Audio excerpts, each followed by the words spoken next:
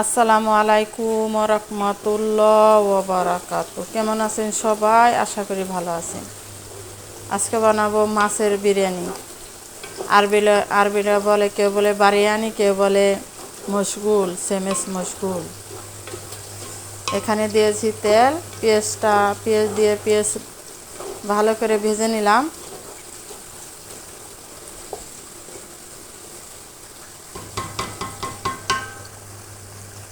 এখন দিয়ে দিলাম গুঁড়া মশলা, লবণ ও লেমন। এটা লেবু, কালা লেবু। আরবিরা এটি লাজেম সব খাওয়ানোর মধ্যে এটি ইউজ করে।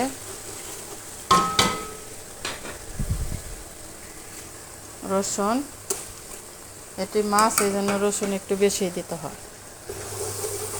কুচি করে দিয়েছি আমি, এখানে আদা দিব না, বাস রসুন।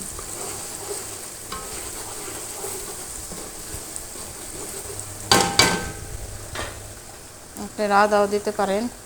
এখন দিব টমেটো, ক্যাপসিকাম। এখানে পানি দেওয়া যাবে না।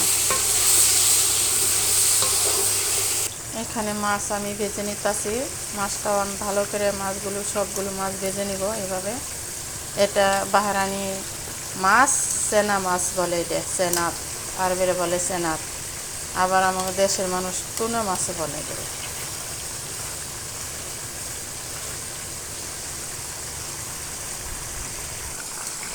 মাছ আমি সব মশলা দিয়ে মেখে রেখেছিলাম।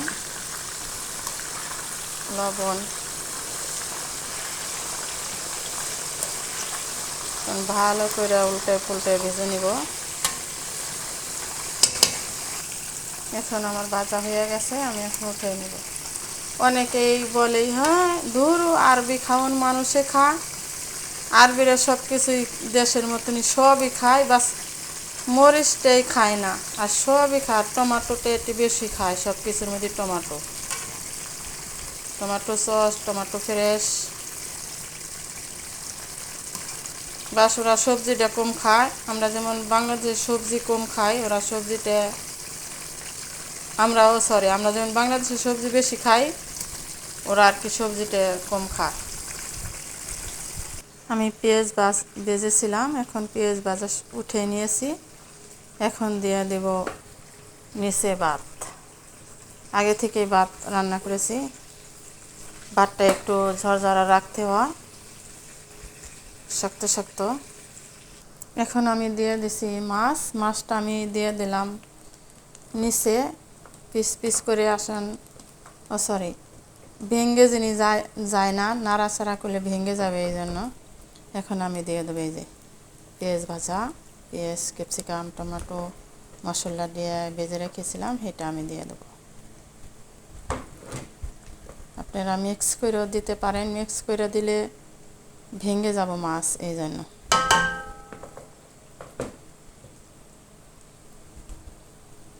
এখন আমি দিয়ে দেবো পরে ভাত।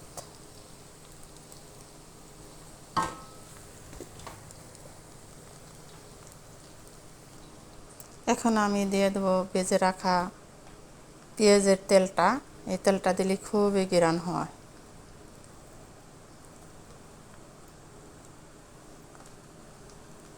এখন 10 মিনিট আমি দমে রাখবো। ফিরে আসলাম 10 মিনিট পর। ও হয়ে গেছে, মাশাআল্লাহ বারাকাল্লাহ, মাশাআল্লাহ বারাকাল্লাহ। কে কে এইভাবে খেয়েছেন, আরবি ঘরে যারা থাকে অবশ্যই খেয়েছেন। কেউ আবার ভাতের পাতিলের নিচে দেয়, আমি পাতিলের নিচে দিই নেই, আমার এইভাবে দিতে বলছে। কথায় আছে না, যার বাড়ি কাজ করবা যে যেভাবে বলে সেইভাবে শুনতে হবে। আমার আজকে এইভাবে বলছে, এইভাবে দিস। খেতে খুবই মজা এই বিরিয়ানিটা, খুবই সুস্বাদু। যারা না খেয়েছেন অবশ্যই বানায় খাবেন ইনশাআল্লাহ। ও ভিডিওটা ভালো লাগলে অবশ্যই লাইক, কমেন্ট, শেয়ার করবেন। ভালো থাকবেন সবাই। আল্লাহ হাফেজ।